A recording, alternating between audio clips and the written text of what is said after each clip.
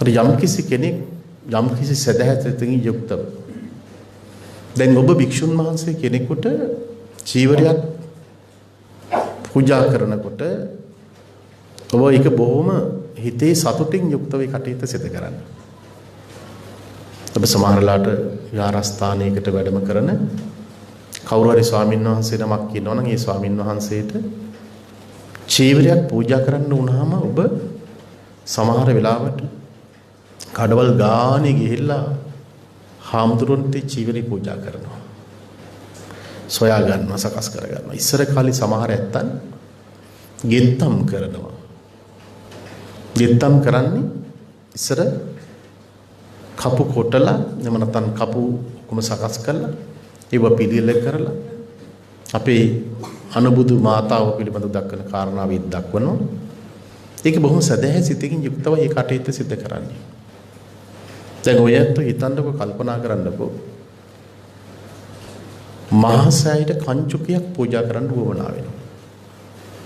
මහා සෑයට කංචුකයක් පූජා කරන්න උවමනා වුණාම ඒ මහා සෑයට කංචුකයක් පූජා කරන වෙලාවේදී ඔබ ගෙදර ඉඳගෙන කංචුකය සකස් කරනවා.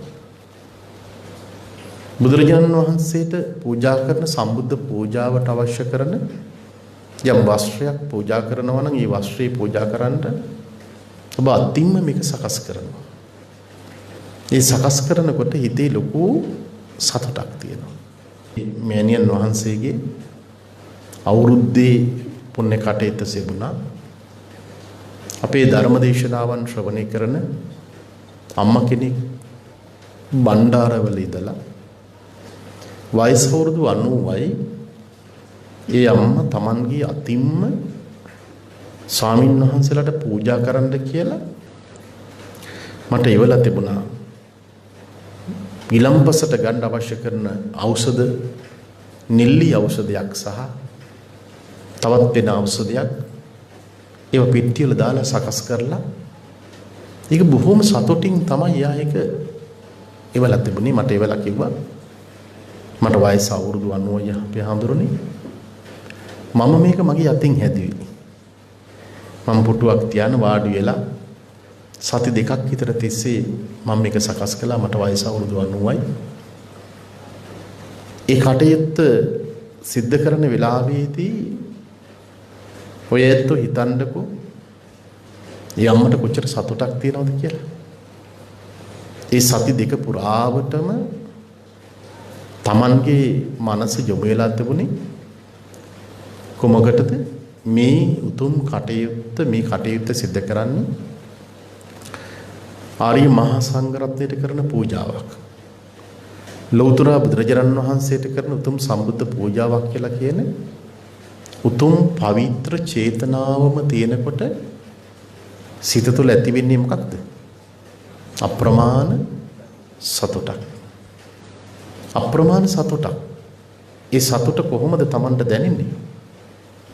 Tamanගේ ශරීරයේ තියෙන රෝම කූපයක් ගන්න එක Tamanට දැනෙනවා. Tamanගේ මනස තුළ පුදුමාකාර විදිහේ පවිත්‍ර ස්වභාවයක් ඇති වෙනවා. Tamanගේ සිත තුළ උපන් අකුසල චෛතසික ධර්මයන් යටපත් වෙනවා. කුසල චේතනාවක්ම මතක් වෙලා තියෙනවා. පින් සිතුවිල්ලක් නැති වෙලා තිබෙනවා. එකම අරමුණකට Tamanගේ සිත යොමු වෙලා තියෙනවා. බුද්ධානුස්සතියක් වඩනවා වගේ ඒ ක්‍රියාව සිද්ධ කරනවා. ඒ ක්‍රියාව සිද්ධ කිරීම තුළම යාට ලොකු සතුටක් ඇති වෙනවා. ඒ සතුට තුළ Taman ඇති වෙන්නේ මොකක්ද? Tamanගේ සිතේ තියෙන කෙලෙස් යටපත් වෙලා සිත පවිත්‍ර තත්යකටපත් වෙලා Tamanට ඒ තුළම මතුවෙනවා. මොකක්ද මතුවෙන කාරණාව?